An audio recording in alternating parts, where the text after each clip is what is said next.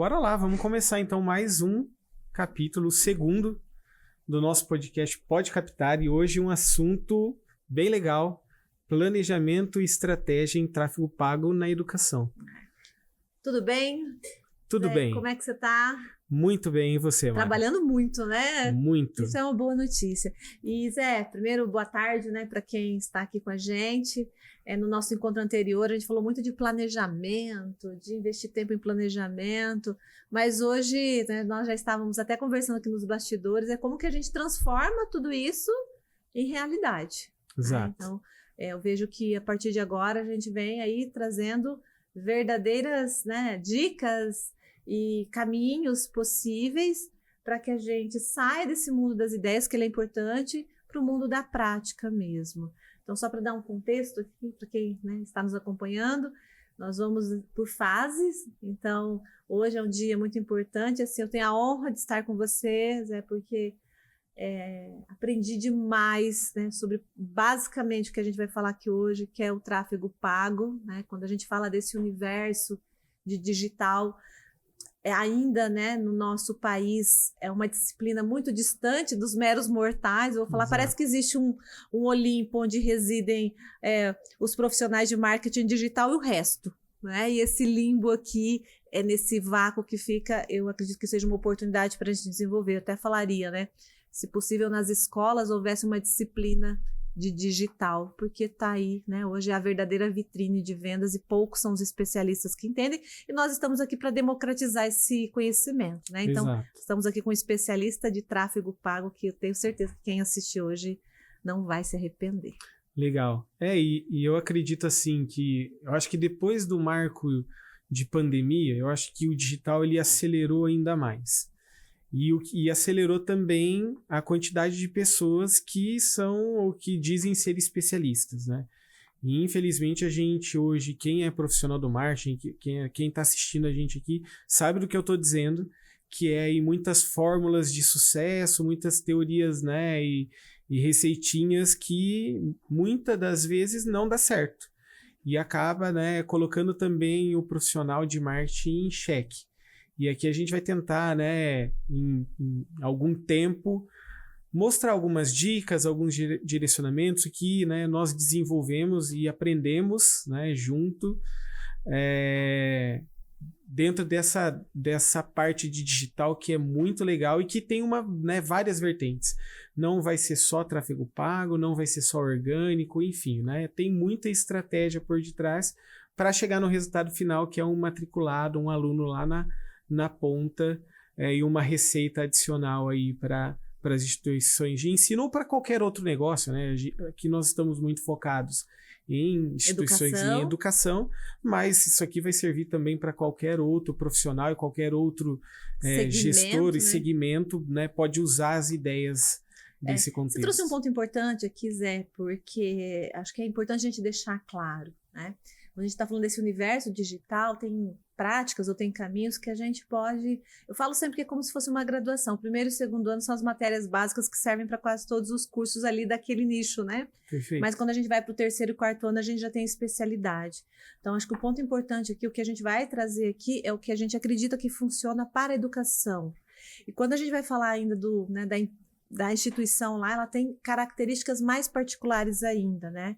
Mas quando a gente fala de disciplinas gerais de marketing digital, elas se aplicam. Perfeito. Eu digo isso porque quando a gente compara com o varejo, por exemplo, embora, né, a gente esteja falando de um marketing digital de uma forma geral, mas tem características do varejo que elas são muito diferentes do que a gente vai falar de educação, até por conta do nosso produto, que é muito diferente, Exato. Certo? Perfeito, com certeza. E vamos avançar aqui, que eu acho que, né, vai ficar mais claro, né? A primeira coisa que é um acerto ou um erro dentro de um planejamento, e a gente está falando, né, no primeiro episódio a gente falou muito de planejamento para o 25, e o que eu acredito que é o primeiro erro ou acerto é não ter um planejamento, é começar um processo sem ao menos ter iniciado um planejamento, ter feito um estudo, enfim.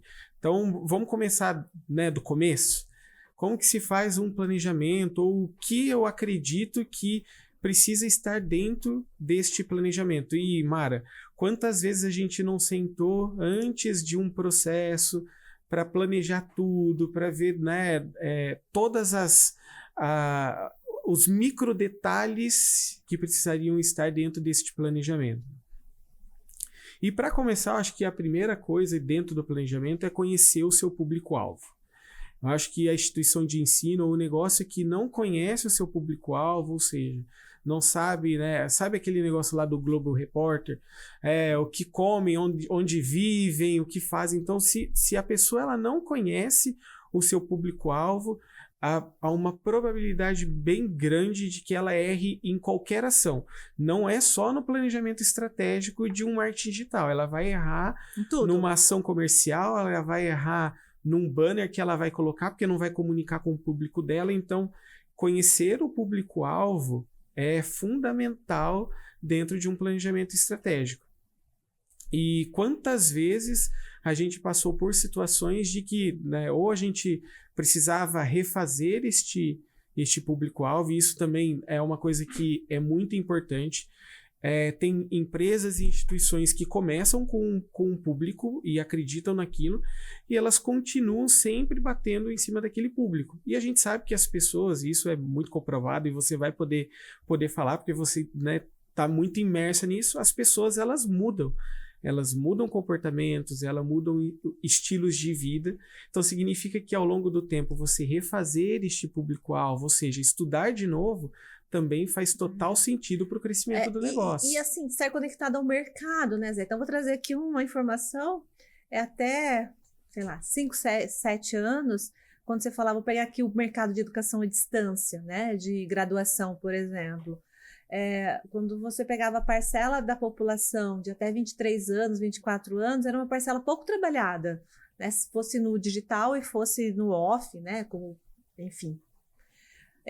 Mas isso tem mudado, né? Cada vez mais a gente tem visto, e não é a Mara que está falando, são os números que estão mostrando o quanto que as pessoas que saem do ensino médio já estão optando por fazer uma graduação de educação à distância. Então, se eu não estou conectada com essa informação de mercado, eu vou continuar buscando lá o público de 40, 35 anos mais, né? E tentando fazer uma coisa super disruptiva e de repente, eu já estou perdendo uma oportunidade que alguém que está mais conectado.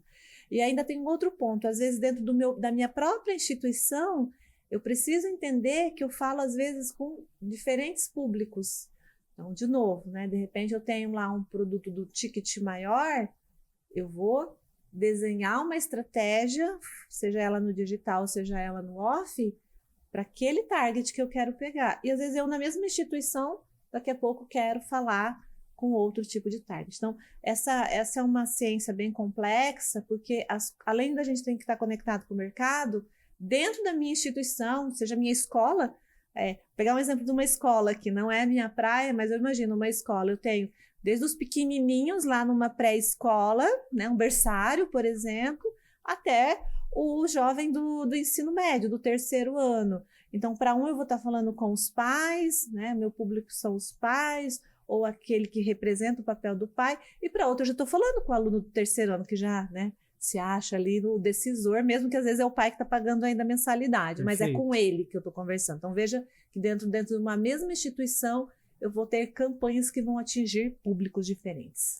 Perfeito. E outro fato legal, e a gente vai falar disso em outros podcasts, a construção desse público-alvo, ele pode ser um olhar para o mercado, para quem está começando agora, mas muitas das vezes pode ser um olhar para a própria base. Então, você ter um CRM muito bem configurado, onde você consegue olhar para a sua base, automaticamente você consegue metrificar ali, opa, olha, o meu entrante está ficando mais novo, ou o meu entrante está ficando um pouquinho mais velho. Então, eu consigo também olhar para dentro da minha base e ter uma noção do meu público-alvo. Nossa, Zé, trouxe uma coisa que eu fiquei pensando aqui. Às vezes eu vou em algumas consultorias, eu falo assim, gente, nosso consultor, né, ele pode nadar de braçadas. Ele fala assim, como é que eu faço? Eu falei, peraí, deixa eu dar uma olhada na sua base. Às vezes as respostas já estão dentro de casa e a gente quer buscar uma resposta. É claro que o mercado nos conta, mas vai demorar mais. Tem algumas, eu falo de algumas alguns rastros, né, que a gente já pode tirar das nossas próprias bases. Seja uma planilha de Excel. Perfeito. Às vezes ele não tem um CRM, Perfeito. mas tem uma planilha de Excel ali que pode trazer funcionar. informações. Que vai funcionar tão quanto um CRM mais estruturado. E por isso que eu falo que o que a gente traz aqui hoje cabe tanto para uma instituição que é super consolidada, que é grande, que tem um poder para poder ter um CRM legal, ou até mesmo para contratar uma pesquisa de mercado para olhar o seu público-alvo, quanto uma instituição, uma escola que é pequena, mas que tem uma base estruturada e consegue também olhar para dentro do seu negócio. Então, primeira coisa aqui, entender quem é o público. Entender o público-alvo é importantíssimo. Depois, a seleção das plataformas. Quais são as seleções de plataformas? Ou seja, onde eu vou procurar este meu público-alvo. Por isso que eu digo que é tão importante o público-alvo, porque ele é o primeiro. Porque imagina que, vamos pensar num público mais jovem, né? É um público aí de 18 a 23 anos. É um público hoje que está muito mais conectado no TikTok, do vídeo. Imagina se eu ainda estou buscando uma plataforma de um blog, ou uma plataforma de um jornal, ou sei lá, um vídeo. Às vezes ele não está conectado, então eu vou errar já na minha distribuição de conteúdo, porque eu vou colocar o conteúdo onde o meu público-alvo não está. Então eu vou trazer um público-alvo muito frio. Então a seleção da plataforma ela é muito importante. Conhecer o público-alvo e depois selecionar a plataforma com base no público-alvo. Depois disso, eu acho muito importante a análise de concorrência. Você conseguir metrificar quem são os seus concorrentes e se você tem concorrentes. Muitas das vezes a gente, e a gente já pegou muito isso, a gente foi olhar alguns polos e às vezes o polo ele não tinha concorrente, ele era o único daquela região. E ele conseguia nadar de braçada, mas ele também, a gente já tem situações ainda mais agora com o avanço do EAD, com a abertura de polos em praticamente todo o Brasil.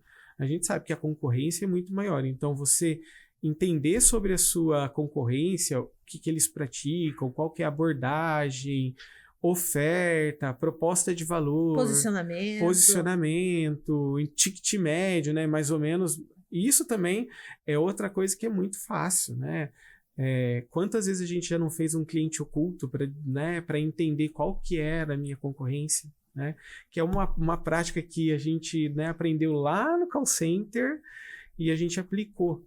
Então, assim, existem ferramentas até gratuitas para a gente poder descobrir quem que é o concorrente. E quantas vezes, Mário, você pode dizer isso também, de você ir em algum polo com algum cliente seu e perguntar quem que é o concorrente e o dono do polo, ou o gestor da empresa não sabe, eu não sei quem que é meu concorrente, eu sei que tem o concorrente, mas eu não sei quem é. E é muito interessante porque às vezes você pergunta, por exemplo, nesse caso a gente está falando do gestor de polo, mas poderia ser um franqueado de uma escola, aí você pergunta, como é que está seu negócio? Não, está super bem, nossa, estou super bem. Aí você pergunta assim, tá, mas qual que é o seu market share, Qual que é a sua participação de mercado? Ele fala, não sei. Aí você, com ferramentas adequadas, claro, mas não são tão difíceis de se ter. Aí você fala assim, você sabia que você é o quarto aqui? A sua marca é a quarta? Jura? Ele acha que ele é o primeiro. Por quê? Porque o olhar dele é o olhar enviesado que ele tem ali todo dia daquele negócio, que para ele tá bom. Então, eu sempre digo, aperte o número que ele vai confessar.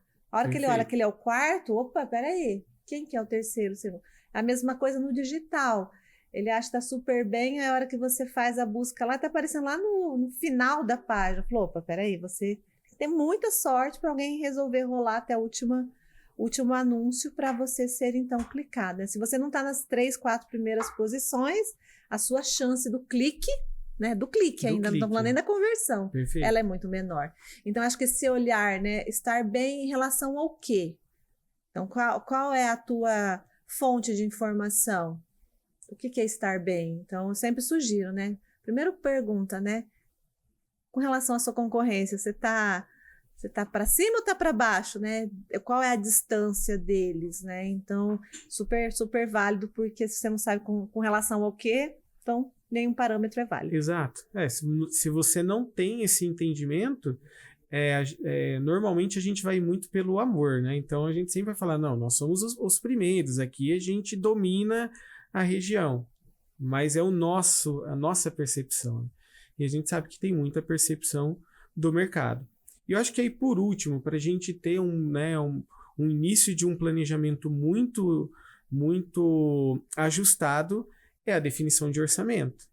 É você saber exatamente aquilo que você tem disponível em caixa, que não vai comprometer também a margem, porque já vi empresários, gestores comprometer totalmente a margem para poder fazer e depois, né, se enrolar para o restante do ano, e aí ter que captar mais, enfim, né? E até o nosso jargão do podcast, né? Em vez de captar, tá capotando o restante do ano. Então, ter essa definição de orçamento é muito importante para saber qual campanha vai colocar mais dinheiro, em qual canal vai colocar, se vai ser num Google, se vai ser num Facebook. E aí, né, Zé, voltando um pouco do que eu falei, pela falta do conhecimento, né, pode ir para alguns extremos, né? Então, esses dias foi muito curioso, eu estava com um grupo que eu atendo, e é natural para a gente, né? E até pedir desculpas depois. Comecei a falar, né, de CPI, de CPA, de clique, né? Eles ficaram me olhando assim, e não é uma instituição pequena. Eu tive que dar um passo atrás, falei, vamos lá, né? Vamos voltar aqui. Então, fazer um processo de educação mesmo. E quando você fala de um orçamento, muitas vezes esse empresário, esse dono de escola, esse mantenedor, ele não tem nem a noção de qual é o mínimo e ele faz uma meta sem pensar que parte daquela meta, ou quantos por cento daquela meta, ele espera vir de um canal digital. Isso é muito simples, né? Geralmente eu pergunto assim, tá, quais são as suas alavancas de captação? Ah, não, eu só faço digital. Então, se você só faz digital, entende-se que seu maior investimento vai ter que ser no digital, né? Ah, não, eu tenho aqui um 50-50, né? É metade no digital e aí eu faço outdoor, faço rádio e tal. Então, peraí. Quais são os indicadores? Porque as conversões também são diferentes, porque não adianta esperar que do digital talvez vai vir a mesma conversão do que você vai fazer no BuzzDoor, por exemplo. Então, acredito que muitas falhas, elas residam aqui. Porque para você planejar um orçamento, você também precisa saber o quanto virá de cada canal. Perfeito. Não é isso? Para você saber quanto você coloca Eu digo são vários potinhos, né? Potinhos de resultado e potinhos de dinheiro. Então, quanto você espera daquele canal versus o quanto você vai precisar aportar naquele canal. Perfeito. E a definição do orçamento, ela se eu pudesse colocar aqui em percentual, ela é 90% do resultado vem daqui. É o seu orçamento, é o seu esforço de trazer esse lead. Porque ainda mais agora, com tanta concorrência, se você não tiver uma atração muito maior no digital, com o orçamento, o orgânico, ele muitas das vezes não tem força para fazer esse volume de vendas, né? Esse volume de tráfego para um site ou para uma landing page de captação. E muitas das vezes hoje eu vejo assim, muito gestor apostando muito no orgânico, né? Porque eu tenho muito seguidor, porque os meus clientes, eles são fiéis. Conhece minha marca, eu tô bem consolidado. Só que não tem as métricas para realmente ver se esses, né, seguidores eles estão realmente mais do que engajados, ou seja, são compradores, né?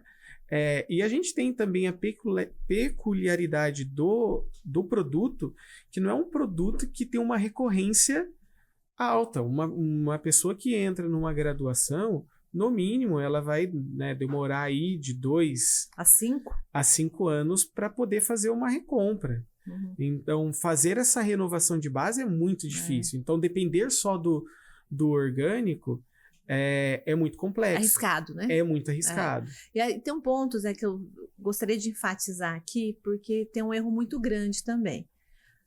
Alguns empresários acreditam, então, eu vou pôr dinheiro. Me garante que vê o resultado? Não. Porque assim, não adianta pôr o dinheiro, eu falo assim, guarde esse dinheiro, porque se não tiver estratégia junto, não vai adiantar. Porque eu sempre digo, né, que bom se fosse, né? Que bom seria se a gente tivesse num nível de igualdade de orçamento. Mas a gente sabe que tem players, que tem redes que tem bastante orçamento. Então, a pergunta que eu acho que muitos estão se fazendo, nos assistindo, é assim, bom, eu não tenho um orçamento tão elástico assim, mas eu posso ter um bom resultado digital, mesmo não tendo um orçamento tão grande? E a gente viu na nossa escola que sim. Sim. Né? Através de estratégias mais inteligentes. Exato. Esse ponto também é muito importante. E depois a gente vai falar um pouquinho de alguns mitos que estão relacionados com essa fala que você trouxe, mas o resultado, é lógico que ele está, né, um pouco relacionado ao tamanho do investimento, à oportunidade, com certeza com mais investimento, você consegue abocanhar uma parcela muito maior de pessoas disponíveis nesse mercado endereçável, com certeza. Mas uma estratégia mais fundamentada, vamos supor, por um polo, né, numa micro-região, pode dar mais resultado ou um resultado tão similar quanto um grande volume de orçamento. Vai depender muito da meta, vai depender muito da capacitação das pessoas que vão tratar esse lead, né? E o que você trouxe de garantia de resultado é isso mesmo, né? Muitos gestores, empresários fazem essa conta, né? Que querem o resultado do tamanho, proporcionalmente ao investimento. Pode acontecer? Pode. A gente já viu, né, resultados expressivos, mas pode ser que não venha um resultado tão forte. Por isso que é necessário, talvez, o gestor ele ter outras opções, ele ter o conhecimento dos canais. Opa, né, minha força não está só no digital. Pode estar, né, sei lá, 90% no digital, mas eu tenho outras alavancas para que no momento de sazonalidade, no momento de inflação do digital, eu tenha outras alavancas para puxar o meu resultado, né? O resultado geral da captação. É aquilo que a gente falou, é um ecossistema complexo. Perfeito. Ter o conhecimento realmente diferente um pouco do varejo, né? Que você mete lá uma propaganda, todo mundo mais ou menos sabe quanto custa uma geladeira e você faz um cálculo, então é uma compra muito mais direta ali, um bem de consumo. Já a educação não, né? Tem algo bem subjetivo que paira. E a gente falou aqui, né, muito de planejamento, de metas, e isso é um ponto legal também. Você ter as suas metas muito bem pautadas, né, o seu crescimento muito bem ajustado, né? Eu já vi muitas empresas colocando um crescimento absurdo, né? Se você olha para o histórico dela, ela nunca cresceu ano a ano um percentual e ela insiste em colocar esse percentual de crescimento, ou seja, ela já sai de partida já com um problema, porque ela não vai bater aquela meta, aquela histórica só se acontecer, né, um resultado absurdo. Pode acontecer? Pode acontecer, mas objetivamente é difícil. E aí gera também aquela questão de, para quem está na operação, porque uma coisa é o dono, né, o proprietário, falar assim, não, a nossa meta é crescer 25%. E é o sonho dele, né, e ele vai acreditar até o final naquilo. A outra coisa é a operação, olhar os números e, assim, para quem é muito detalhista em números como eu, então eu não sou apaixonado somente pelo propósito do percentual de vitória, mas eu olho aqui para a realidade. É um cartesiano, né, que olha. Para quem olha para a realidade, sabe que isso não é possível, a pessoa já começa com aquela questão, nossa, vai ser um processo difícil. E aí a gente está falando, né, de 2025, e a gente sabe que a captação do primeiro intake de 2025, ela é uma captação longa, exaustiva. Você já começar com esse sentimento também de que a meta é um pouco insuperável, é um pouco inatingível, também já sai de largada com um sentimento de frustração. Então, acho que assim, a dica principal é que, para quem está nos ouvindo, para quem está nos vendo, na hora de definir essa meta, né? Seja ela aumentar mais a geração de leads ou melhorar minha conversão, meu ticket médio, enfim. Seja razoável, né? Olhe o seu histórico e planeja um percentual e também, possível. E tudo bem, né? Vamos crescer, tá? O que faremos de diferente? Porque se a gente não fizer nada diferente, se vier um número de nem crescimento... Porque tem gente que evolui, né? Ela decresce, né? Vamos dizer assim. Então, eu sempre falo assim, legal, vamos trabalhar para isso. Mas o que a gente vai ter à nossa mão para fazer isso? Quanto por cento? Talvez não seja os mesmos 25% de orçamento que nós vamos crescer, mas assim, quais são as estratégias? Se me der, a pessoa fala, não sei, eu só quero crescer. Eu também, né? Perfeito. Mas assim, o que tem? Eu digo sempre que tem que ter uma folha com a meta e uma folha com as ações, né? E logo do lado o orçamento, seja de pessoas, seja realmente de verba, de ferramentas, né? De estrutura. Perfeito. E é muito legal. Eu sempre falo assim, beleza, vamos crescer 25% e não vai crescer o orçamento. Normalmente esse é o primeiro discurso. Gente, a meta é crescer 25%, mas não tem mais orçamento. Tá, beleza. E agora, o que a gente vai fazer, então, de diferente para melhorar a minha conversão? Porque não tem outra forma. Se eu preciso crescer a meta, se eu não tenho um orçamento maior, eu tenho que melhorar a conversão. Ou seja, eu tenho que ter outros artifícios, outras cartas na manga para eu poder melhorar a minha conversão. Vai ser uma proposta diferente, vai ser um valor diferenciado, ou eu vou ter um script diferenciado, enfim. Então, né, para quem está aí, né, nos assistindo, gente, mudem um pouquinho esse escopo de vocês, esse mindset, pensem melhor na hora de definir uma meta, primeiro para que ela seja atingível. Eu não consigo hoje, Rodolfo, aumentar o meu orçamento, beleza? Então vamos olhar para dentro do negócio para entender o que a gente pode fazer de diferente para ajudar o digital a ter aquela conversão. Porque senão lá no final é aquela velha história. O digital gerou leads desqualificados e a gente não conseguiu bater a meta. A conversão. Boa.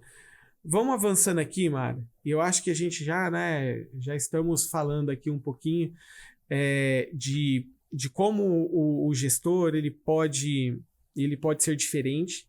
E existe dentro desse período de captação algo que eu acho muito importante, que é a sazonalidade da educação. Ou seja, né, a gente vai entrar agora numa reta que tem algumas datas em específico que podem mudar o jogo durante esse intake de 2025. Né? A gente trabalhamos muito nisso. O que você tem de pensamento sobre essa sazonalidade, principalmente quando a gente fala aí de programas de governo, de situações que podem ajudar, né, quem está lá na ponta a ter um resultado diferente? Acho que a primeira é a consciência de que a gente não está sozinho, que a gente não está inventando a roda aqui, né? Então, nós não estamos sozinhos, então tem vários concorrentes que estão também lá fazendo as suas ações, planejando, e a gente precisa respeitar, né? A gente não é dono da verdade e acho que esse é o primeiro ponto, ter essa consciência. Uma outra coisa que, quando a gente está falando aqui para os profissionais da educação, e eu tenho aprendido bastante, né, que eu fiquei 12 anos basicamente na educação à distância, mas agora estou tendo a oportunidade de navegar por outras frentes da educação, né? Então, vou pegar aqui, vou sair um pouquinho da educação à distância e vou para o ambiente das escolas, né? E é muito interessante, Zé, porque assim, esse é o período mais quente para matrícula na educação escolar. Por quê? Porque ali você já está com o seu público dentro de casa. Então, tirando o terceiro ano do médio, você já tem um estoque. Então, é um trabalho muito mais voltado, né? Claro, vai atrair novos alunos, enfim, mas é um trabalho muito mais interno para garantir que esses alunos sejam rematriculados. É isso? Perfeito. Porém, todavia, contudo, você não pode só contar com isso. Então, esse é um período, né, quando a gente fala de setembro, outubro no máximo, que você tem o seu grande, vamos falar assim, o seu grande boom de matrículas. E depois, algo lá perto do início das aulas. Mas os pais, né, que são os decisores, É nesse momento que você tem que conversar com eles. Exato. Né? Já quando você vai para o ambiente do ensino superior, e aí a gente tem graduação e pós-graduação, que se divide novamente, né? Você tem já alguns candidatos que a gente fala que até dezembro é uma boa oportunidade para você fazer uma relação de conversa com ele, mas que muitas vezes talvez ele vai decidir a matrícula dele lá em janeiro e fevereiro. E pela minha experiência, a sua também, a gente viu aqui, né? A gente vai falar de um case, né? Talvez, que muitos vão colocar o carro do dinheiro lá em janeiro e fevereiro, que é quando essas pessoas já estão mais decididas. Mas talvez, quem sabe, se a gente melhorar esse orçamento para este momento onde eu tenha clientes que estão menos inclinados a converter, mas mais aptos a ouvir, a gente pode ter uma boa estratégia. Exato. Então, o que eu sempre falo sobre sazonalidade. Claro que a gente vai ter períodos de calendários governamentais, de Enem, né? Algumas bolsas que são mais locais, bolsas de governamentais, de FIES, enfim. Mas você não pode ficar preso a isso. Perfeito. Né? Até porque isso também é público, todo mundo vai estar com esse carro de dinheiro. Então, todo mundo vai puxar quais são as suas estratégias que você traz para dentro do seu calendário? É isso? Perfeito. Então, se você tem um orçamento e você trabalha de uma forma mais estratégica nessa divisão, eu acho meio tiro no pé a gente falar assim, vamos colocar a maior parte do dinheiro lá no calendário do Enem, quando o candidato, o aluno não vai conseguir a bolsa Só que vai estar todo mundo fazendo isso. Perfeito. É uma estratégia batida, infelizmente. Já é batida, todo mundo faz, né? Então, assim, será que eu quero estar aqui nesse mundo que vai estar todo mundo brigando, ou eu vou tentar navegar um pouco mais nesses momentos em que não vai ter tanta gente assim, né? Legal. E até é importante você falar do Enem, né? E aí trazendo um pouquinho pro tráfego pago, é onde vai ter uma inflação. Porque todo mundo vai buscar esse cara que está pesquisando nota do Enem, enfim. Então, aí para você que tem um pouco menos de investimento, será que realmente você quer brigar com quem tem um caminhão de investimento para esses termos? Então, por isso que as estratégias elas precisam ser balizadas dentro da sazonalidade do seu poder financeiro. Se você tem essa bala na agulha para poder brigar, ótimo. Tá todo mundo ali buscando. A gente sabe que o Enem é uma alavanca porque os candidatos eles querem entrar em uma instituição de ensino.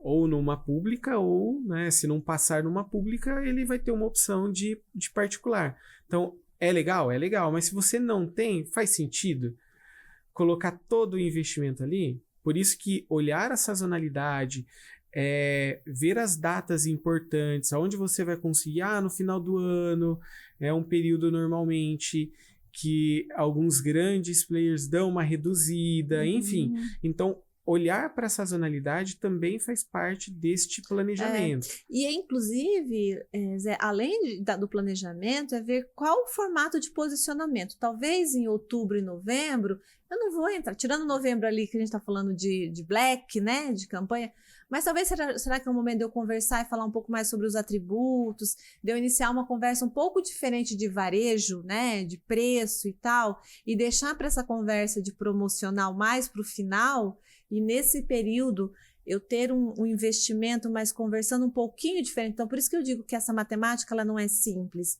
Além de eu pensar como eu distribuo essa verba, de que forma que eu vou conversando nesses períodos. Com esse público. Qual é a hora de eu dar aquela cacetada realmente promocionada? Exato. Por exemplo, ali na segunda quinzena de novembro, onde a gente tem todo mundo falando, né? De black, enfim, né? De cupom, enfim. Mas qual é o momento de eu falar para ele ficar na mente dele? Que talvez lá na frente, na hora que ele vai decidir escolher, eu vou ser a marca lembrada. Perfeito. Sobre essas duas sazonalidades, né, que é o Enem e a Black, eu acho que assim, sobre Enem, eu vejo muito que as pessoas, né, os empresários, falam pouco com esse público durante o ano, e hora que tem a data quer conversar com esse público, ou seja, o público nem conhece, né? Fala, quem que é esse cara aqui na fila do pão? Por quê? Porque ele não comunicou com essa base, ele não estava conversando com esse público em potencial, sabendo que existe esse público que ele está se preparando, que ele vem caminhando durante o ano para fazer o Enem e receber a sua nota lá em janeiro, fevereiro, dependendo da data que o governo colocar. Então, acho que assim, né, uma dica aqui, quer buscar esse público... Do ano que vem, comece agora. Começa a falar com esse público agora, a conversar com ele, a trazer insights, enfim, a audiência precisa te conhecer, né? Enfim, quem só é visto, quem é lembrado. Então, acho que fica uma dica aí muito importante. E sobre a Black, e a gente sabe que a nossa Black, ela é superestimada, né? Ou é Black Week, ou é Black Friday, ou enfim, né? Ou é o mês inteiro. É importante também você dar uma regulada aí na sua oferta. Tem player, ou tem instituição, ou o próprio polo que oferta muito desconto durante o ano, a hora que chega na Black, não tem margem. Não tem margem para ofertar, é o mesmo desconto. Então, isso também fica batido para a sua audiência. Não tem aquela proposta de valor. Então, gente, trabalhe melhor. Eu quero ter uma Black muito forte, vai ser a minha alavanca de crescimento, faz parte, você planejou isso. Mas planeja também uma oferta diferenciada. Atrativa, né? Atrativa, senão o público vai olhar e falar assim, não, mas esse desconto aqui, semana que vem, vai estar o mesmo desconto. Então, né, lembrando, tá, gente? A gente normalmente fala com as mesmas pessoas que estão seguindo, né? A gente tem uma recorrência, uma frequência de falar com essa pessoa. Essa pessoa está vendo você, o que você está anunciando.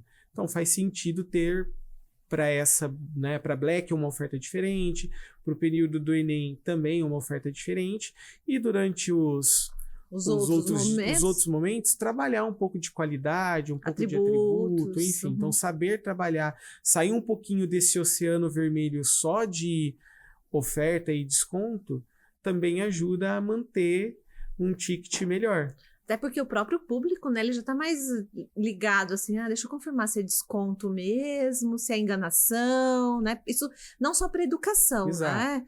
Eu vi até algumas reportagens, né? O povo vai ficando esperto, né? Tirando foto das etiquetas uma semana antes e depois indo para as redes sociais. Então, que a gente não caia também nesse tipo de imagem, né, que é ruim, para que as pessoas não tirem a credibilidade que realmente é um produto promocionado. Perfeito. Então, assim, para a gente resumir aqui essa parte de sazonalidade, eu dividiria que a gente tem duas sazonalidades muito fortes. No último, né, no primeiro semestre do intake, é a Black, né, é o grande período. Depois a gente tem ali no meio de janeiro a data de Enem com programas de governo. Então, são duas sazonalidades importantes que movimentam o mercado, não só o mercado a Black, não só o mercado de educação, mas o Enem, né, totalmente o mercado de educação, que para o planejamento de quem está nos ouvindo aqui é muito importante. Se ele vai colocar mais orçamento ou quais são as ações. Muitas das vezes as ações não são só digitais. Uma Black, ela pode ser uma ação de rua, uma ação de captação diferente do digital, que vai complementar essa força. Isso aí. Avançando aqui, Mara, eu queria trazer um pouquinho aqui de um case relacionado aqui a esse período de tráfego pago, aquilo que eu pude desenvolver durante algum tempo, um case de sucesso muito legal, e alguns pontos aqui para a gente debater, para que as pessoas que estão nos ouvindo aqui consigam também aplicar em seus negócios, tá? Você nem está cobrando aqui, né? Não, Zé, de graça, né? Aqui é de graça, aqui eu não vou cobrar não, tá, gente? Primeiro que eu acredito, né, é uma estratégia de crescimento. Eu acho que não tem negócio, né, e aqui vou sair um pouquinho do ramo de educação, acho que qualquer negócio que não tenha uma estratégia de escala, de crescer, ele está fadado a um insucesso ou a encolher, né? A retroceder, né? A retroceder, exatamente. A gente até estava falando anteriormente que ou o negócio ele avança, ou seja, ele cresce, ou o negócio Tem até uma frase para isso. Uma vez eu estava indo para Curitiba, se eu não me engano, daí eu vi uma placa que me chamou bastante atenção, sabe? Era uma placa branca, só estava escrito em preto, estava assim, ó.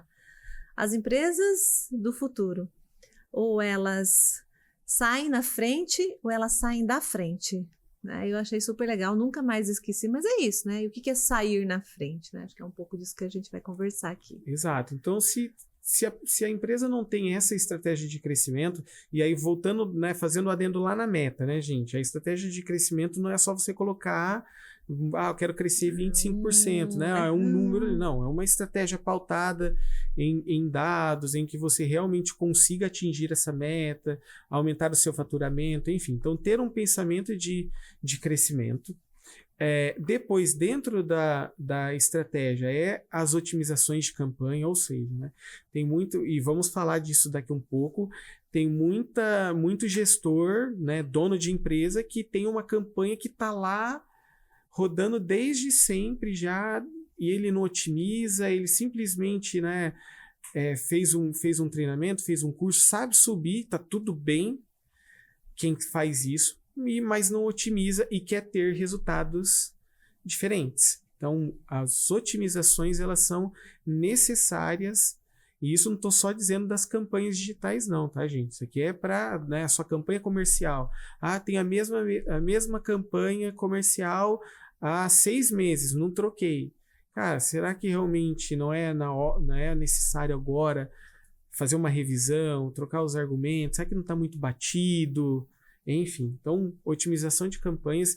E quantas vezes, Mara, no nosso caminhar, quando você estava à frente, quantas vezes a gente não otimizou, quantas vezes a gente não olhou, o resultado não estava dando certo, opa, essa campanha não deu, vamos para uma outra campanha, então... E aqui tem um ponto, né, Zé, que isso aqui não reside só em você ir lá mudar orçamento, mas assim, é um ecossistema que você às vezes precisa repensar, inclusive, né, que eu sou da área de comunicação, de que forma que seus anúncios ali, eles estão se comunicando, né? Até mesmo no Google, vou usar o Google aqui no anúncio pago, às vezes eu entrava lá e isso é um trabalho danado, é miudinho, né, no detalhe. Coisas básicas, né? Se eu estou falando 50% ou se eu estou falando metade do preço. Pode não fazer sentido, mas de repente se você muda isso, né? Como que o cliente entende metade do valor ou como o cliente entende... No final é a mesma coisa. Ou se simplesmente eu vou e coloco lá X reais. Então, fazer e aí entra os testes AB, né, para ter certeza, não é o que eu acho, né? Às vezes coloco todo mundo na sala, eu acho que tem que ser 50%, eu acho que tem que ser metade do valor, mas o que os números dizem, o que performa, e aí tem teste para fazer isso. Exato. De repente você tá com vou pegar aqui, né, os cursos da área de saúde, você colocou uma persona ali no teu KV que vai ser o impulsionado do Instagram, que não está conversando com o seu público. O teu público é mais velho, o teu público é mais jovem, o teu público é mais isso, o teu público é mais aquilo. Então, às vezes, você tem uma peça lindíssima, lindíssima, e ela não performa. Por quê? Porque ela não está tendo identificação com o público que está buscando. Então, são uma série de elementos que não se trata só do orçamento, trata-se de um conjunto de coisas, e aí não posso deixar de falar. É obra para especialista, né? Porque, como você diz, todo mundo pode subir uma campanha, tem cursos aí, né? Inclusive gratuitos na internet, mas que são muito básicos. Quando você tem um orçamento, e aí quem é dono da carteira sabe aqui, né? Que seu dinheiro ele precisa ser bem trabalhado. E às vezes eu vejo empresários que ele coloca o orçamento e não se preocupa, ou ele não entende que precisa de um especialista para fazer aquilo. De novo, né? Nós estamos falando aqui de uma cultura que ela ainda não é amplamente digital no nosso país, quando a gente está falando de marketing digital. Tá se ampliando, mas não é qualquer um que consegue fazer uma boa otimização. Então, né, se eu pudesse deixar esse alerta aqui, quanto custa não ter um especialista cuidando de uma campanha, né? E porque, às vezes, no detalhe, né, Zé, a gente já viu isso, poxa, de repente, se eu saio de uma campanha macro, né, onde eu tenho ali um hall de 10 cursos, quem sabe se eu segmentar eu não tenho mais resultado, porque às vezes 2, 3 cursos vão trazer uma conversão melhor e no final do dia, na ponta do lápis, se trouxe um melhor resultado. Então, acho que são várias matemáticas aqui, Mas se você não tiver o mínimo de conhecimento e especialização, você não consegue ter bons resultados. Legal. E você trouxe uma coisa muito importante que, infelizmente, também não é uma cultura do nosso país, é a cultura de testes, né? A gente ainda vai muito pelo achismo, né? É aquele, é uma cor que se identifica, isso aqui eu acho que dá certo. Então a gente ainda não roda nessa cultura de testar uma peça diferente, uma comunicação diferente, um copy diferente, enfim. Então tá muito dentro dessa otimização de campanhas. E com certeza você só vai rodar um teste legal se você tiver um especialista. Não é qualquer um que consegue rodar um teste que gere dados. Porque é muito fácil subir duas peças diferentes num anúncio lá. Uma peça com uma imagem de uma moça linda e uma peça de um homem também lindo. Mas, enfim. O que deu mais resultado? Qual que deu mais resultado? Será que, que o gestor, o dono de uma escola, vai conseguir olhar lá na ferramenta e identificar qual deu mais resultado? Então, fazer essa leitura também é importante. Por isso, ter um especialista, alguém que conheça verdadeiramente isso, ajuda. É importante. E a gente já falou também do segundo item, que é essa cultura de dados, né? Uma cultura data-driven, que funciona muito. E eu estava dando uma palestra, e como para algumas áreas do negócio, a gente dá um foco maior. Então, no financeiro, a grande maioria dos empresários sabem, né, de cor salteado todos os indicadores, porque ele está controlando, é o dinheiro que está ali no bolso. Mas quando olha para o marketing, não sei, o meu marketing tá para pessoa de tal tá fazendo e tá dando certo. Mas é aquilo que você falou, é o dinheiro dele. Uhum. No final, ele precisa entender essa cultura de dados. Então, colocar esta cultura, olhar os resultados, eu costumo dizer, não delegar, né? Delargar, né? Tem infelizmente, muito empresário que delarga o seu marketing para alguém fazer. E lá na frente ele quer um resultado. E é muito interessante. Semana retrasada eu estava numa instituição e foi muito legal, né? Porque eu chego assim, com esse meu jeitinho, e falo assim, quanto, na tua visão, como é que tá isso? Tá muito bom. Tá muito bom quanto? Não, vendemos muito, né? Ou então a conversão tá mais quanto? Tá em tanto. Falei, em relação ao quê? Ao mercado, ao teu resultado do ano anterior, da semana anterior. Mas é legal, porque é uma provocação que faz com que as pessoas comecem, porque para elas é natural, porque tá muito bom em termos daquela realidade, mas comparado ao quê? Não é isso? E é uma cultura realmente que ela, a partir do momento também que ela se implanta, tudo vira dados, né? Exato. Toda vez que você vai trazer um plano, mas quanto isso vai me trazer, qual que é as projeções, mas é justamente isso. Você falou do financeiro, é verdade, né? Tem na vírgula ali qual que tá a receita, quanto tá a margem, quanto tá o faturamento. Aí você pergunta, né? E quanto as suas campanhas, né, estão gerando, né, de resultado. Né? Então, é importantíssimo mesmo. Sobre esse assunto, Mário, eu costumo dizer assim, que o empresário, que o dono de negócio, ele não precisa saber fazer marketing. Criar uma campanha publicitária, ou subir uma campanha, ou até subir um post no Instagram. Ele não precisa. Mas ele precisa saber gerenciar o marketing dele. Então, o que vai ser feito, qual que é a estratégia, quais são os resultados. Então, é fundamental essa cultura de dados. E eu pergunto, se tem uma cultura de dados para uma área em específico, para o financeiro, por que também não ter uma cultura de dados, uma reunião de resultados que fale do marketing? É só assim, e você sabe, é nesse detalhe, no dedo no pulso, que a gente ganha o jogo. E especialmente para quem não tem muito investimento. Para um player que tem, sei lá, hipoteticamente aqui, tá, gente? 1 milhão para investir em um mês, é tranquilo, porque ele tem muito dinheiro. Se ele errar, é lógico que ele vai errar com muito dinheiro, mas ele ainda tem um capital para poder recuperar. Diferente, talvez, de um empresário, ou de um dono de polo, de um dono de escola que tem, sei lá, R$600 para investir no mês. Se ele errar e ele não acompanhar, ele comprometeu a verba dele inteira do mês. Uhum. e comprometeu a captação. E aí, digo mais, se esse cara está esperando 90% do digital, ele se Piorou enrolou. ainda. Então, por isso que, né, eu reforço aqui, essa cultura de dados é importantíssimo, do pequeno ao grande.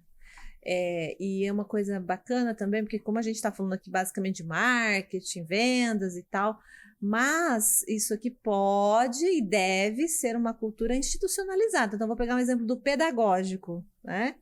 Olha como é que as coisas vão se conectando. Se você que é um coordenador de curso, né, por exemplo, não sabe o quanto o seu curso performa, você acha que seu papel é só ir lá e fazer a implantação do curso. Mas será que não é importante saber quantos alunos, quanto está a adimplência e inadimplência dos alunos do seu curso, quantos alunos ingressantes entraram nesta base, quantas indicações para o seu curso, olha quantos números, né? Quantos KPIs, né? Ou quantos resultados. Por quê? Porque pode ser que lá no marketing, o seu curso como coordenador pode ser um curso, inclusive, potencializado numa campanha digital. Perfeito. Que o seu curso pode ser, inclusive, um curso que vai estar em alta numa semana de Black.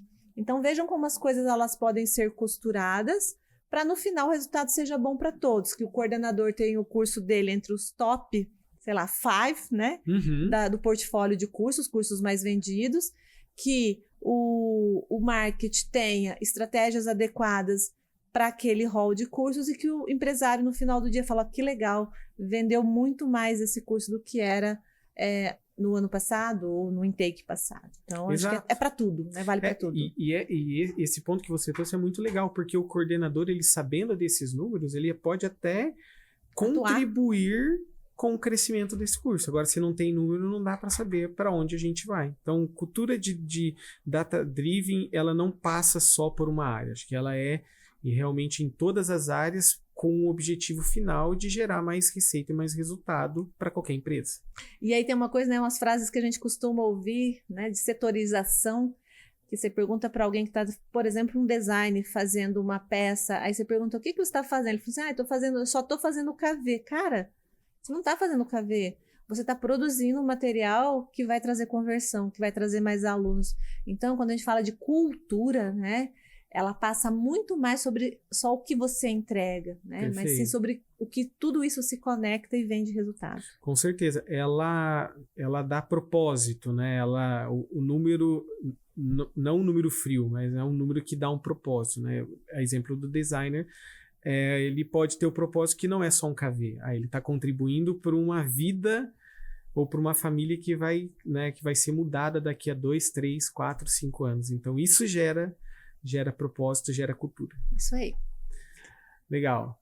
Depois, inovação e tecnologia. Eu acho que, né, principalmente no segmento educacional, a gente está falando muito de inovação para esse público mais jovem que está ingressando, né? É lógico que a gente ainda vê em alguns recortes de educação à distância que o público ainda é um público mais ali de meia idade, mas a gente, né, tá vendo essa crescente de novos alunos entrantes que estão muito conectados. Então, você ter um braço ali de inovação para o seu processo de captação, com certeza ajuda você a ter resultados muito melhores. E aí até, né, quando que eu vi que realmente, né, a gente tinha se rendido, né, à tecnologia e aos canais, né, quando eu vi que minha mãe estava no WhatsApp.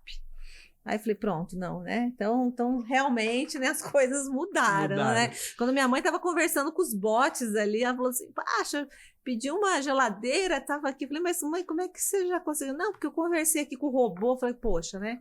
Então, realmente, né, se a gente está chegando, né, que salva as brincadeiras, em públicos que se a gente conversasse há 5, 10 anos seria muito difícil, quem dirá esse recém-saído aqui do ensino fundamental ou do ensino médio, ele vem muito, muito antenado com tecnologia, né? Você tem uma bebê, Zé, e você sabe, né? Já pega ali o celular e os dedinhos e já está navegando. Então, você imagina daqui 15 anos, 16 anos. Então, nós precisamos realmente, né? E não é um caminho, eu falo, sem volta, né? porque a gente não quer voltar mesmo, né? É um caminho, mas a gente precisa entender como se conectar, né? Lógico, de novo, né? E eu digo assim, tecnologia, ela é fantástica, maravilhosa, né? Mas como a gente usa ela a nosso favor. Então, como é que a gente coloca isso a nosso favor? A nosso favor como empresário, a nosso favor como gestor, a nosso favor como consumidor também, né? Que nós também somos consumidores de plataformas, somos consumidores de outros parceiros. Então, ter esse entendimento ele é mega importante. Perfeito. E acho que, por último, liderança e mentoria. Eu acho que dentro de uma empresa ou de uma gestão de time, se você não tiver esse processo de liderança, você pode ter as melhores pessoas, né? Eu sou suspeita o maior orçamento, as melhores tecnologias, mas se você não tiver ali pessoas engajadas, comprometidas, e você não fizer um processo de liderança e de mentoria mesmo com essas pessoas, a probabilidade do resultado também não às vezes você vai ter o dinheiro sobrando na mesa, não vai ter quem faça. E aqui, né, Clara, é a minha área de especialidade, e eu sou apaixonada por isso, e às vezes coisas impossíveis acontecem, né? Então, vou falar rapidamente aqui, você passou por isso. Nós estamos em Maringá, né? Não é um polo, vamos dizer assim, né? Não é uma capital, né? Não é a Faria Lima, né? Onde a tecnologia, né? Ela é respirada por todos. E a gente teve um desafio, né? De montar uma house de time digital para várias frentes, né? Fosse para redes sociais, influenciadores. E várias noites eu fiquei pensando, como é que a gente vai fazer isso? Porque trazer um especialista, além de ser muito caro, dificilmente, né, as pessoas, depois que elas vêm, elas se apaixonam pela cidade. Perfeito. Mas sair de São Paulo, sair de Belo Horizonte, sair de Curitiba, falei, vamos ter que montar um time do zero. E a gente fez, né? Em alguns meses, a gente tinha ali cerca de 30 pessoas, né, em várias frentes, e muito apaixonadas pelo que elas faziam. E eu acredito de verdade, Zé, que é por realmente o engajamento e o envolvimento com algo que faça sentido, que é um projeto, e isso vai dando empoderamento, né? Então, se eu pudesse dar uma dica aqui, né, para os empresários que nos estão assistindo, que é importante ter a plataforma, é importante ter o dinheiro para as campanhas, mas é muito importante você ter um time, né? E quando eu falo de marketing, é uma área extremamente, a gente conversava um pouquinho nos bastidores sobre isso, né?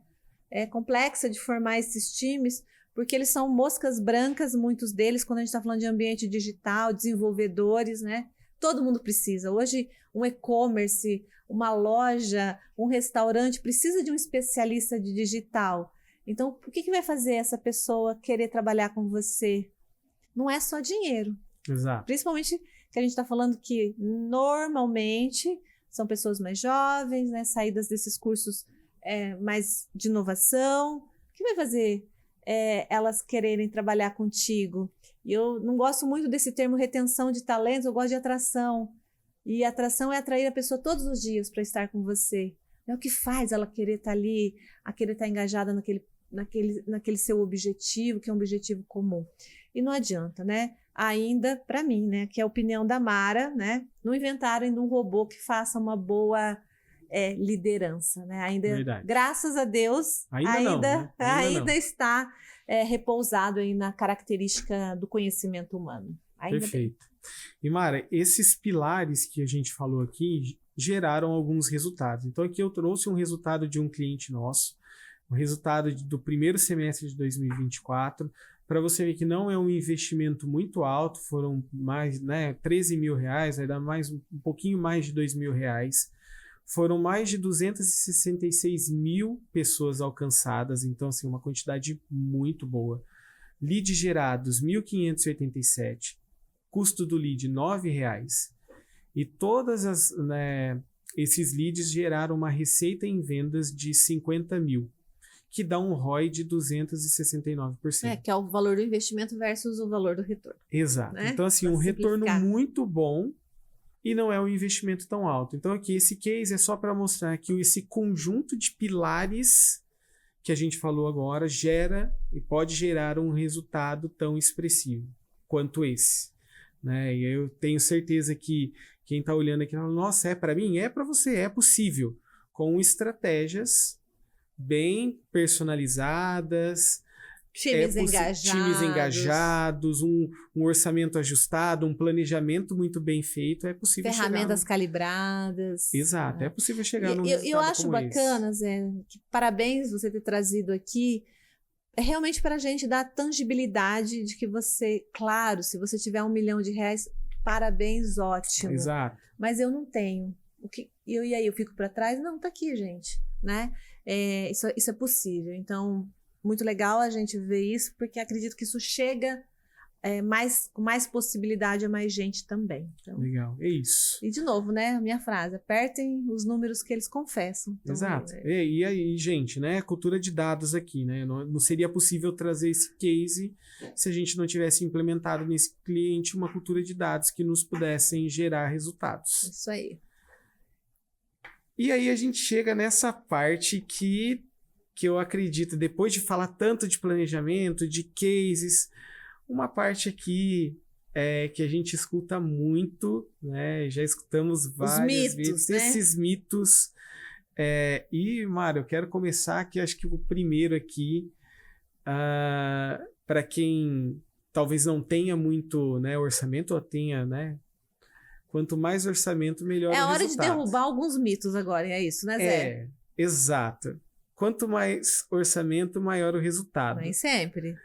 Nem sempre, nem sempre.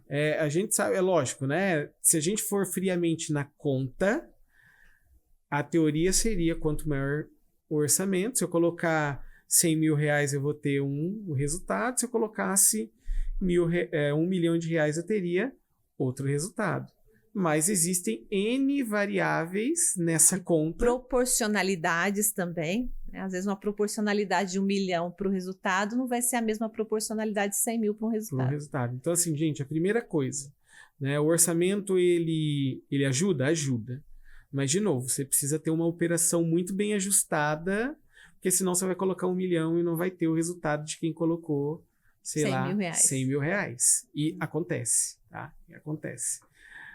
O outro mito isso aqui não é só no setor de educação, eu já ouvi de muito empresário, é uma cultura hoje que tráfego pago é gasto, não é um investimento.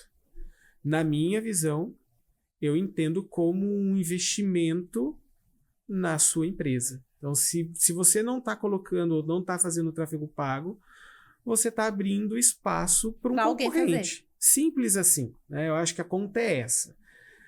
Independentemente da onde você vai fazer, de qual canal você escolheu para colocar o seu investimento, se vai ser no TikTok ou no Instagram, enfim, que não estou falando, né, de canal. Mas se você não está aparecendo para aquele seu público, que é o seu público ideal, que é as pessoas que você entende que vai comprar, alguém está aparecendo, simples. Então, na minha visão, não é custo, é investimento, porque eu estou deixando de aparecer. Isso aí. Simples. Outro mito. Qualquer pessoa pode gerenciar campanhas de tráfego pago. Nossa, quantas vezes eu já fui visitar polos, né? Aí, assim, aquele polo lindo, né? A pessoa toda uniformizada. Daí eu chegava e perguntava assim, quem que tá fazendo as suas campanhas? Aí a pessoa falava assim, é a minha sobrinha.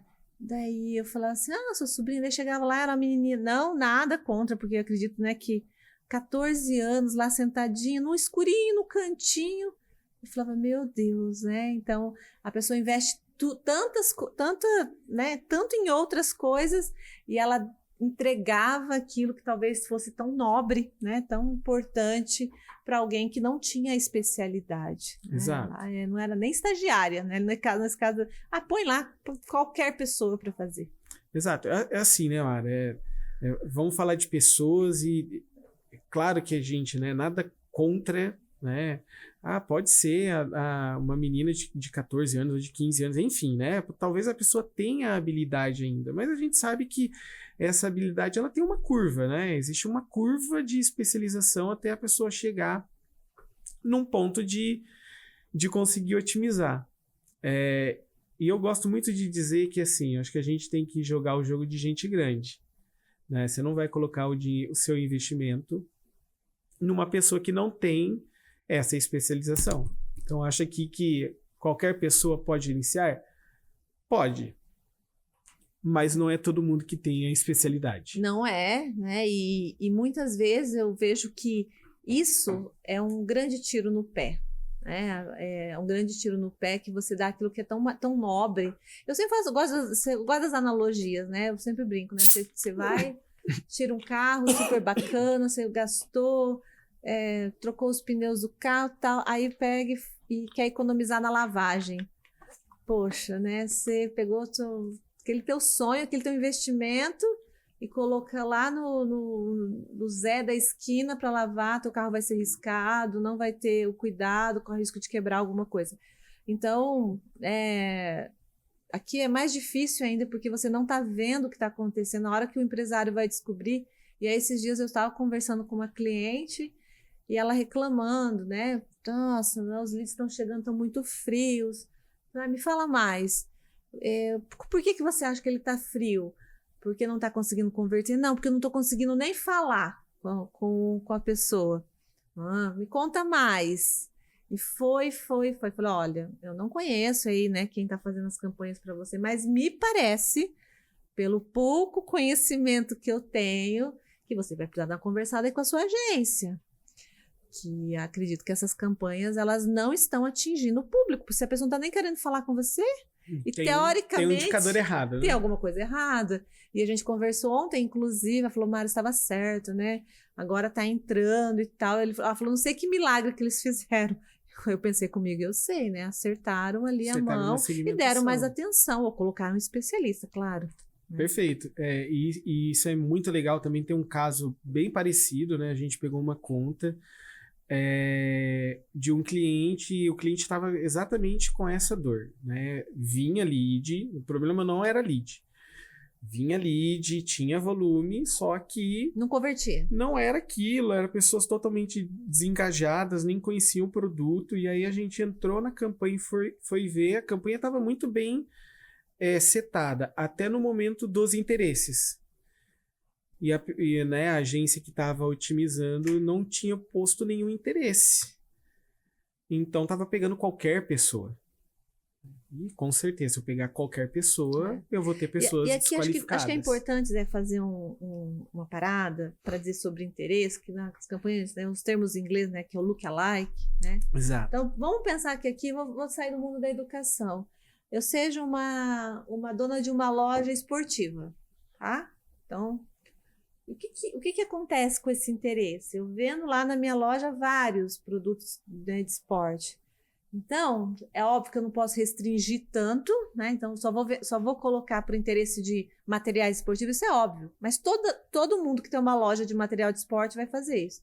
Mas quando eu coloco, né, o meu público, que, por exemplo, pessoas que jogam tênis, jogam beach tênis, que tem interesse por raquete, bolas, uniformes, eu estou ampliando o meu nível de interesse, mas tudo dentro ainda, né, numa mesma vertical. Exato, né? Então, nicho, quando a gente fala dessa questão do nichar e dos interesses, né, eu vejo que isso é muito importante, né, quando a gente coloca qual é o raio que eu quero, né? Será que beleza, a pessoa pode até ter interesse, mas ela está a 1.000 quilômetros, você acha mesmo que ela vai vir aqui na minha loja, né, física, comprar? Não vai, né? A não ser que seja um e-commerce. Então, é isso aí, né? Se você não consegue setar muito bem ali os interesses, ou de fechar, ou de abrir, né? Pode acontecer também, pode ser que eu precise abrir. Não vem lead, eu preciso ampliar um pouco. Né? Perfeito. Então, qualquer pessoa pode gerenciar campanha de tráfego pago? Sim, mas depende aonde você quer chegar com essas campanhas. Né? Exatamente. Próxima. Tráfego orgânico é sempre melhor que o pago. Se a gente pudesse ter 100%, né, do resultado orgânico. Não, seria... Se você né? for a Nike, talvez nem assim, né? Exato, seria perfeito. É o desejo de toda a empresa, né? Ter um tráfego orgânico, porque... Eu sempre falo assim, se isso fosse verdade, por que o McDonald's continua fazendo propaganda? Exato, por que a Coca-Cola continua fazendo propaganda? Né? Ela já não é super conhecida, a marca super conhecida... Com certeza deve ter um motivo, né? Com certeza. Então, né, é melhor? Talvez sim, mas a gente não tem uma grande escala, né? Aí depende de muita variação, depende de um trabalho de SEO, enfim, né? O orgânico, ele é uma estratégia muito a longo prazo. E principalmente agora falando do nicho de educação, que, né, voltando à sazonalidade, a gente tem uma necessidade muito mais rápida de volume. Né? Então eu não posso depender somente do meu tráfego orgânico. E aqui eu quero quebrar um outro mito em cima disso. Quem disse que o tráfego orgânico não tem investimento? Tem. Você tem investimento. Você tem investimento numa boa estrutura, você tem que ter uma equipe para fazer as otimizações do seu site. Enfim, então você também tem um custo operacional a longo prazo que se a gente colocar na ponta do lápis, talvez empata com quanto que o empresário investe em tráfego pago. Então, assim, né, tirem, né, da cabeça que só porque é orgânico eu não vou ter que investir. Não, vai precisar investir. Talvez até um prazo muito maior do que colocar tráfego pago. Essa aqui é clássica. Depois de configurar a campanha, posso deixá-la rodando sozinha. Solta o barco e vai. Exato. Né? É a mesma coisa de eu ter o meu barco ali, travar o leme e ir embora. Eu vou depender de N situações. Se vier uma tempestade, provavelmente eu posso ir para um outro lugar. Então, né, aqui volta nas dicas que a gente colocou ali no pilar de case. É importante as otimizações. Né? Quem cai nesse erro aqui acaba tendo talvez leads desqualificados. Quem gosta vai ser o Google, né?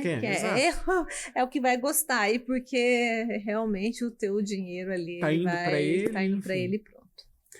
Anúncios pagos não são úteis para instituições de ensino pequenas. E eu já ouvi muito esse comentário, né? Não funciona para mim, meu público, eu estou numa cidade muito pequena que ninguém acessa a internet. Digital. E, gente, assim, aqui é um pensamento talvez até equivocado, né? Hoje a gente sabe que nós temos uma população muito mais conectada do que, não vou nem falar muito tempo, do que há 3 anos atrás. Então, tanto para o grande quanto para o pequeno, eu acho que a estratégia de estar no digital, de fazer anúncios pagos, para mim é uma estratégia, lógico que eu vou defender o meu peixe aqui também, né? Mas para mim é uma estratégia que para em pé para qualquer organização, seja ela é simples, que esteja, né, na educação ou não. É só pesquisar, né? Qual é a média de utilização dos smartphones, né? Pela população brasileira, qual é a quantidade, né? Qual é o tempo que a gente tem ficado aí nas redes sociais, né? Tem um lado que não é tão positivo, mas se você for falar com o seu público, é ali que ele vai estar. Exato, perfeito.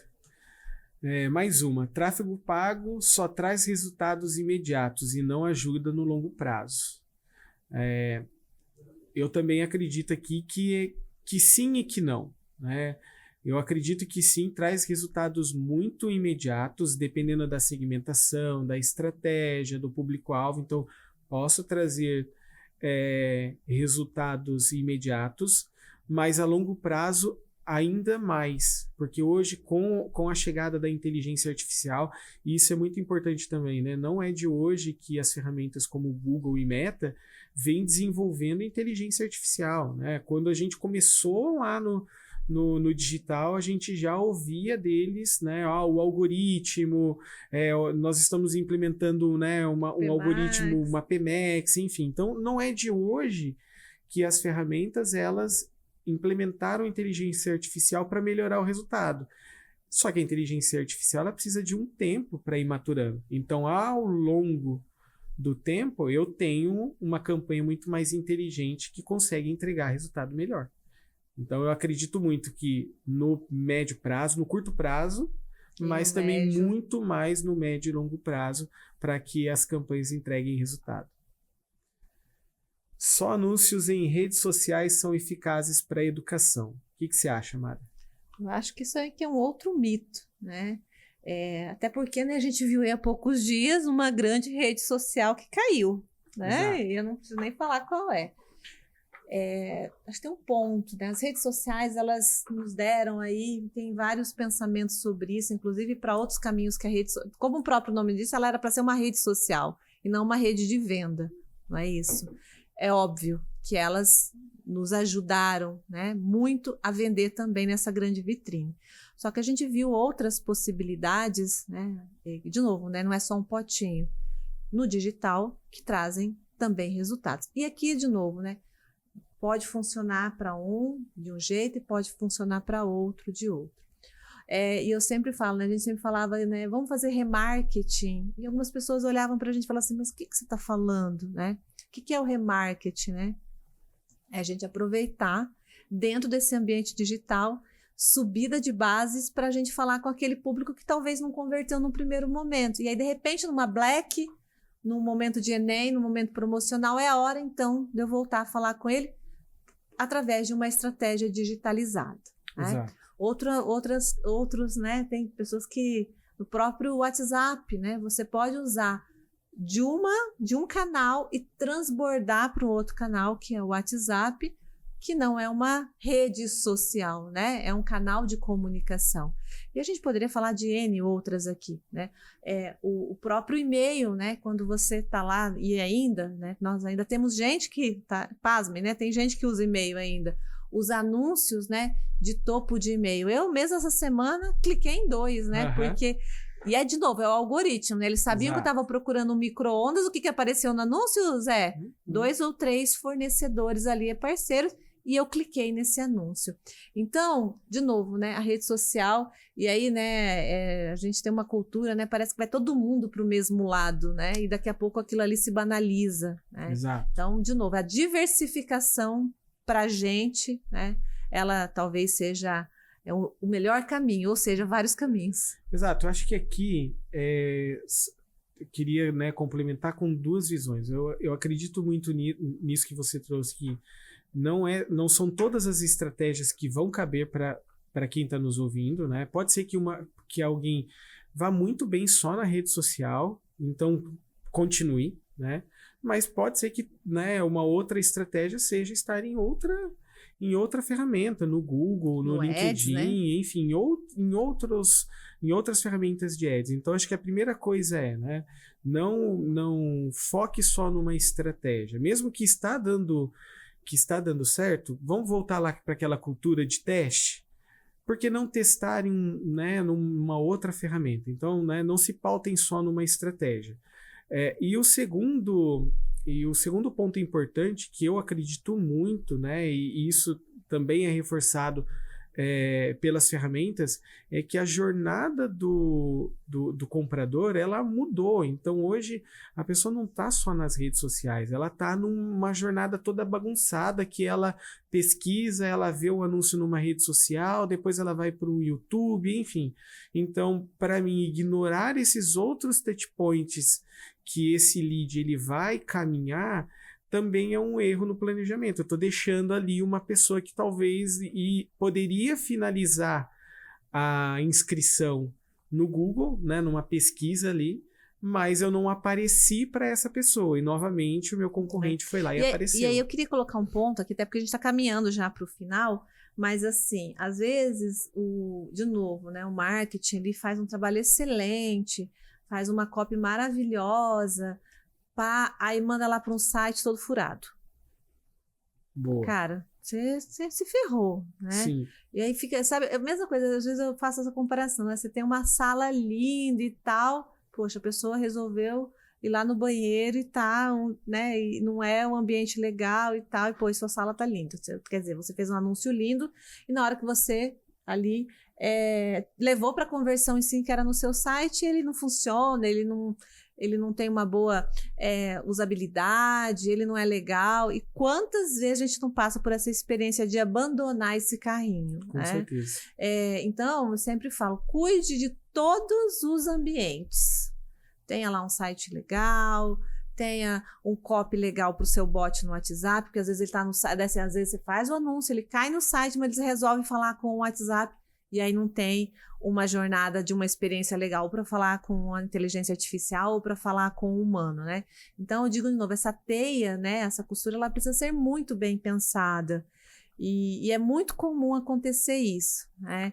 E aí eu vou até mais, né? Às vezes você tem uma boa experiência no digital, legal, mas ele quer converter na sua loja física, no seu polo, na tua escola. Chega lá, a escola tá fechada. Exato. Ferrou tudo a sua estratégia digital. A culpa foi do digital, Zé?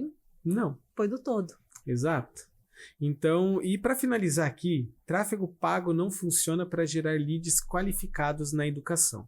Isso a gente pode falar aqui. Essa é a maior de todas as mentiras. Exato. Aqui, né? Então, acho que, né, não funciona para quem não tem estratégia. Não tem estratégia. Então, para quem não segue tudo que a gente falou até agora, realmente não vai funcionar.